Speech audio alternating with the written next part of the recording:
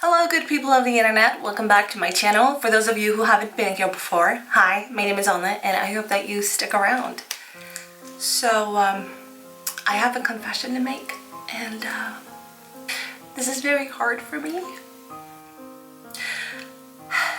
I've been influenced.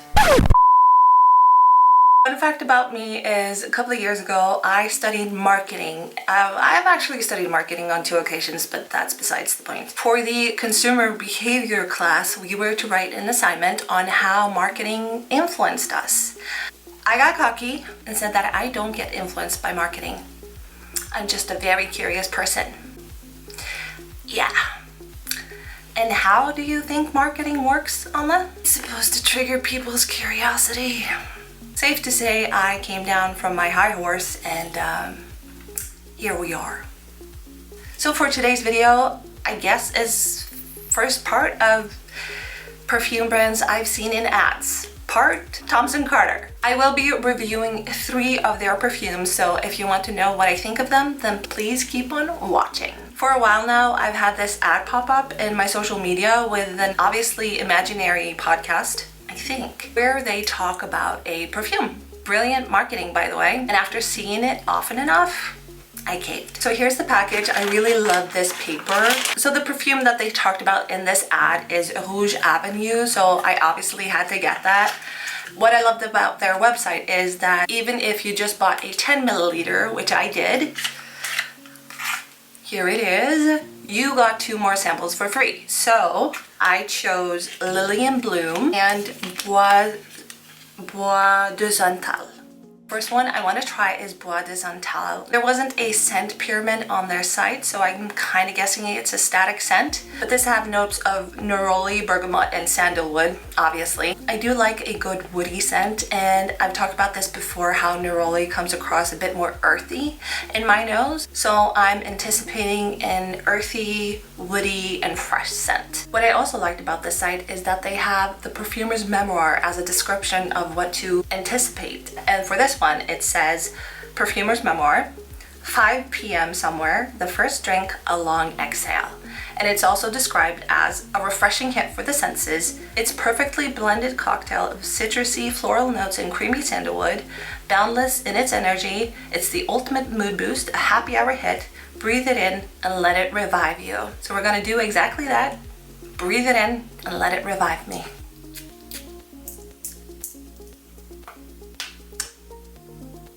Ooh. Oh wow. Okay. This was interesting.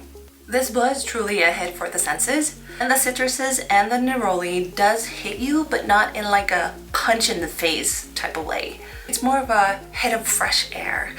And I think the only way I can describe it is when you are traveling to another country that has somewhat of a different temperature than what your country have, and you get off that plane and the air of the other country sort of washes over you. That was this. Huh. So it's sort of like that, but imagine that with a blast of citrus. Neroli does have a citrusy profile, but like I said, it does perform a bit more earthy in my nose. So it isn't that extreme citrus blast, it's more of a creamier citrus. It is described as unisex, but at first sniff, it sort of reminded me of a more creamier version of Eau Fraiche by Versace. So maybe that's why I feel it leans more masculine. Ooh, I do think that this will be a great fall scent though. Maybe I need to add this to my rotation. I have to try it on my skin first though. So next up is Lily and Bloom. Again, there was no scent pyramid to this, but it has notes of lily, patchouli, and jasmine. So I am expecting a blast of white flowers and that the patchouli just swoops in and calms all of that down. And the perfumer's memoir for this says, smells like escaping the city, a sun-dappled spot to unwind, deciding to stay a while. And the description for it is, romanticize life's everyday moments with Lily and Bloom. Like a fresh summer breeze, floral notes of lily and jasmine mingle with the earthy hues of patchouli. It's like taking a deep breath in nature when you need it the most. So let's see if it does exactly that. Makes me decide to stay a while. Ooh, That's interesting. This might sound a little bit weird, but I want my clothes to smell like this. It gives detergent, but in a good way. It's dewy fresh, but not in that chemical synthetic way. That might sound a bit contradicting, me saying it smells like detergent, but not chemical. I hope I make myself understood here because it definitely hits you like a fresh summer breeze. Oh, I should have worn this summer. Like I said before, patchouli can be a bit hit or miss note, and that comes through when the perfume has settled down. So we'll see how that goes. But as for now, I would say it's more of a fresh and clean perfume. I know I say fresh and clean a lot. I should come up with some better adjectives. I'm gonna work on it, I promise. Then last but most certainly not least, the star of the show, the one that prompted this video, Rouge Avenue. So this has notes of pink pepper, jasmine, and cedar. So I sort of have high hopes for this as this is the one that is showcased the most from Thomson Carter, or at least in the ads that I've seen. From experience, I tend to get disappointed with those scents that people say that they get stopped in the streets for. So I'm anxious. But the perfumer's memoir for this says, smells like first date flutters, the moment just before you lock eyes, the thrill of anticipation. And it's described as, Rouge Avenue was a fragrance made for candlelit corners and midnight rendezvous. Spicy notes of pink pepper effortlessly intertwine with delicate jasmine, warm cedar to create this seductive scent. So let's see about that. It's certainly spicy. That pink pepper was right there, but I've smelled this before. Is it Alien? Or Angel? By Mugler? Or La Belle? By Jean-Paul Gaultier? I feel like it's a creamier version of some kind of perfume. It's been a while since I've smelled those perfumes, but I smelled this before. Hold on.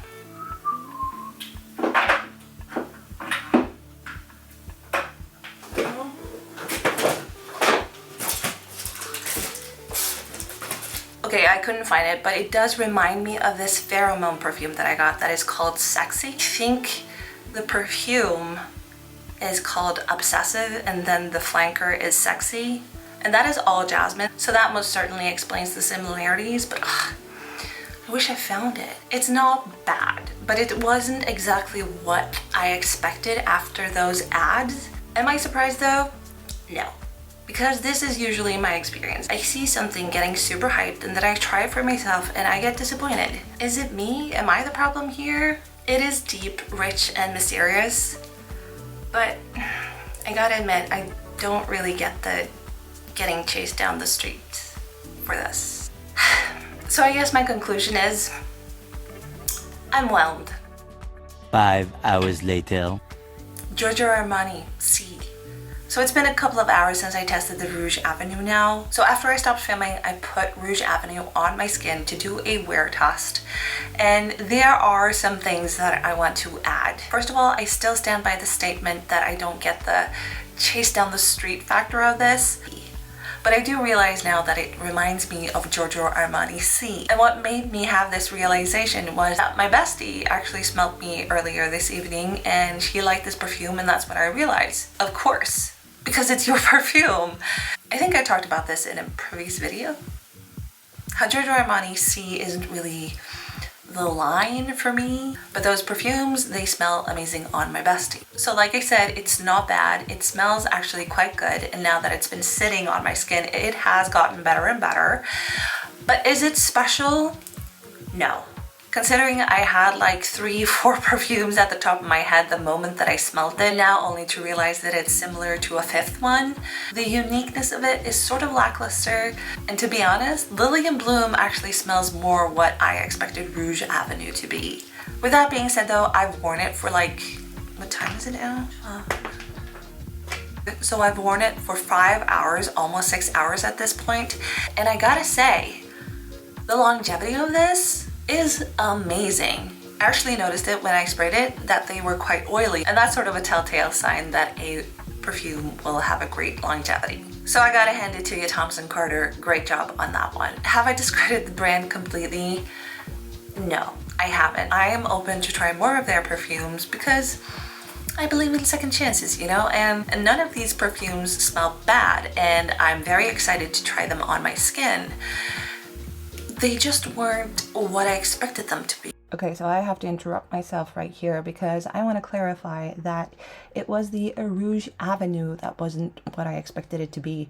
The others I didn't really have any expectation towards, so they were really a pleasant surprise. And I think unconsciously I had some high expectations for this, and you know, I let myself down. You know that meme or that quote that said, "Who let you down?" And the person answers, "My own expectations." And I think that is a great quote for me in this situation. My own expectations let me down because I expected something else. From another perspective, I know that Giorgio Armani C is a very popular perfume, and I guess that's why they market it as a get chased down the street wearing this. So that was it for this video of me testing perfume brands that I've seen pop up in ads. And if you like this video, then please give it a thumbs up. And if you like me and want to see more videos like this, then please subscribe. And until next time, bye.